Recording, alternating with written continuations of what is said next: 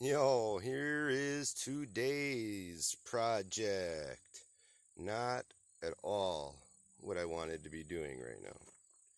However, my door won't close, will not latch.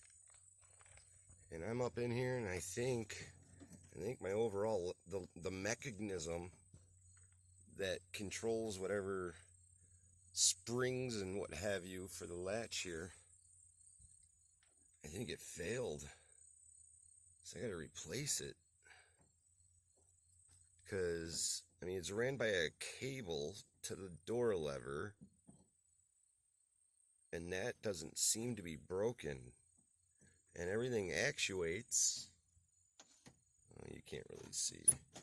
No, you can't see it. But everything's working in there, except this, when I go close the door, it won't latch down. So I'm guessing it's in here, right? Anyways, that's today's project. I'm not liking this one. This one's not fun. So, later, y'all.